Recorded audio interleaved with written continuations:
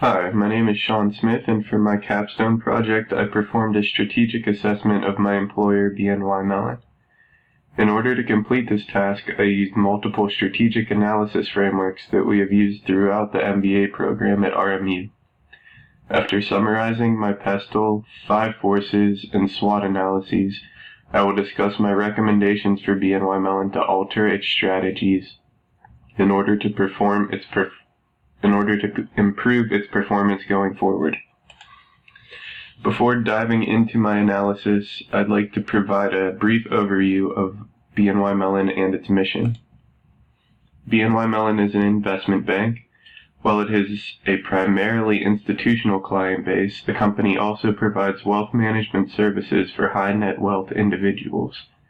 BNY Mellon was founded in 1784 by Alexander Hamilton and is headquartered in New York, New York, and is publicly traded on the New York Stock Exchange, but also has locations in 35 countries around the world.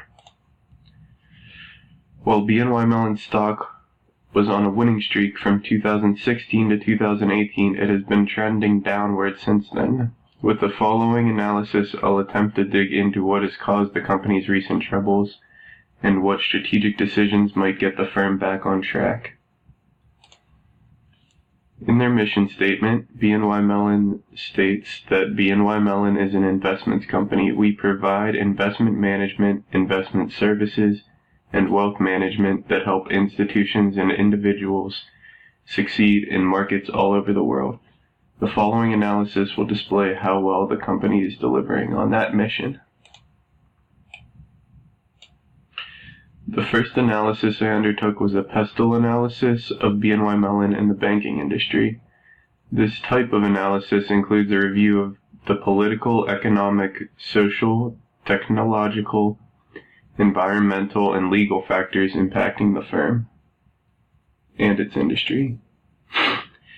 BNY Mellon and other big banks were once made out to be all-powerful institutions. However, that is no longer the case. Banks are heavily regulated and must follow the rules set forth by the Fed, FDIC, SEC, and other government-established organizations.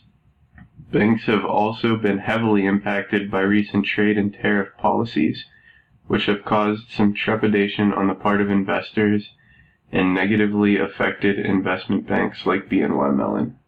That said, big banks have become an essential part of consumer confidence in the financial system and find themselves in a too-big-to-fail situation. There's an inherent link between the economy and bank success. When the economy is strong, banks are issuing more loans to startups and processing more transactions. When the economy is weak, bank interest income slows and less money is being made on transaction fees.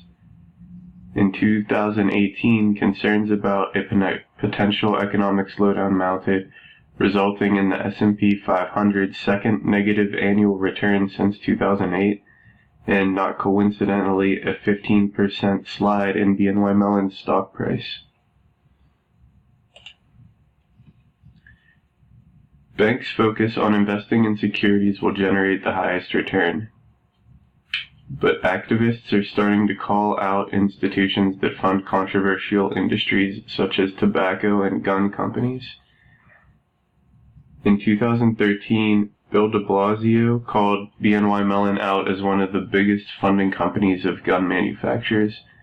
While there's nothing illegal about this, the company may want to be more conscious about investing in controversial industries moving forward. Mobile banking has fundamentally changed the banking industry, but it hasn't had a huge impact on institutional investment banks like BNY Mellon.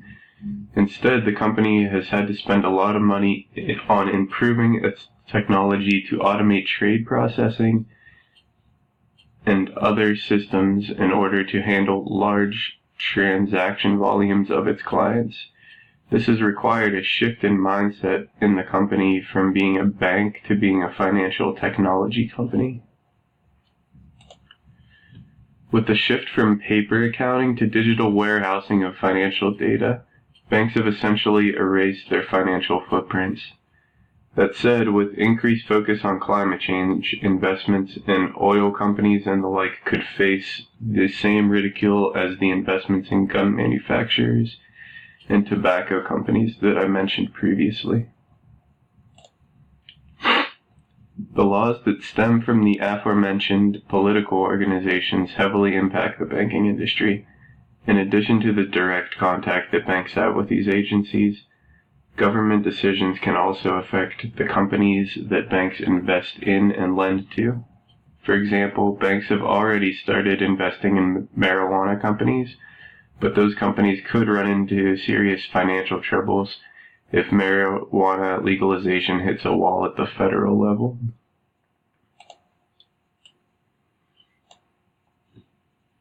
The next analysis framework I used to assess BNY Mellon and the investment banking industry was a 5 forces analysis. This framework focuses on an industry's threat of new entrants, threat of substitutes, bargaining power of suppliers, bargaining power of buyers, and industry rivalry. While many banks are opened frequently at the regional level, the threat of new entry on a global scale is low. The capital required to compete with big banks like BNY Mellon is enormous. Even if a startup bank were able to generate that kind of capital, it would need to build trust and convince consumers that switching banks was worth the inconveniences involved. People and companies will always need to deposit their cash on hand. Some substitutes have entered the fray, such as PayPal for payment processing, and sellers of big-ticket items like cars, jewelry, and electronics offering their own financing to customers. These substitutes have had a bigger impact on consumer banks than institutional banks, though, so the threat of substitutes is low for BNY Mellon. In the banking industry, suppliers and buyers are one and the same, since banks make money on the deposits of their customers. With little variance in interest rates between banks and the high inconvenience of switching banks, the bargaining power of suppliers and buyers is low. At the end of the day, the financial instruments that banks offer don't differ much from bank to bank. What sets one bank apart from another is the trust of its clients. As the world's second largest custody bank and having been named one of the safest banks in the United States by Global Finance magazine, BNY Mellon has earned a good reputation and a high level of trust from its clients. Other top custody banks, such as State Street, JP Morgan, and Citigroup, would be considered BNY Mellon's biggest rivals.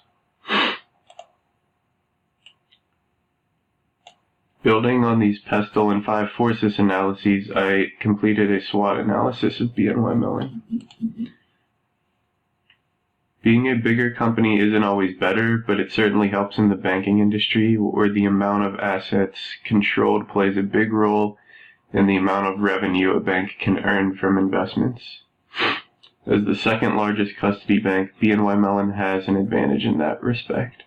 The company was also ranked among the safest in the United States, which has also made it one of the most trusted. With most of its revenue being generated from client deposits and investments on those deposits, BNY Mellon is overly dependent on the economy. It lacks revenue streams that can continue to perform well when the market is down. One drawback of its size has been a slowness to adapt to changes in the market, most recently being a reluctance to engage in the cryptocurrency market. Having ignored the consumer banking segment since the Bank of New York and Mellon Financial merger, BNY Mellon could move to target more individuals as clients.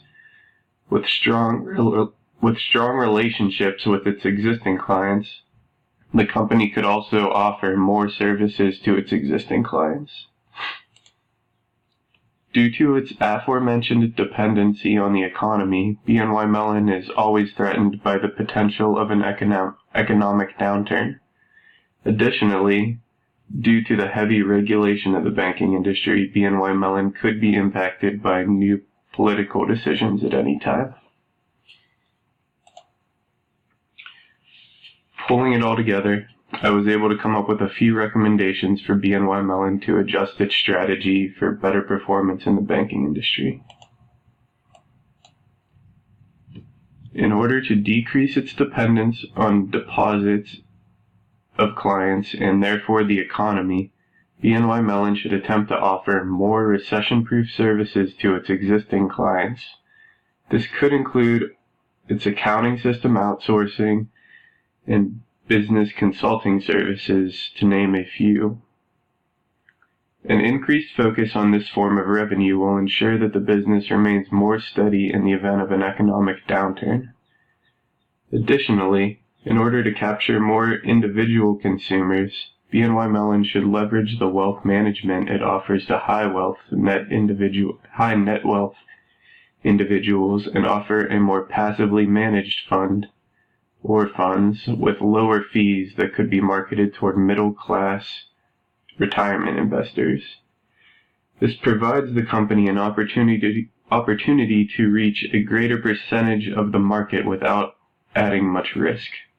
Finally, in order to maintain its safe and reliable reputation, BNY Mellon needs to maintain or increase its spending on technology and cybersecurity. These few small shifts in strategy could play a big role in improving BNY Mellon's position in the banking industry.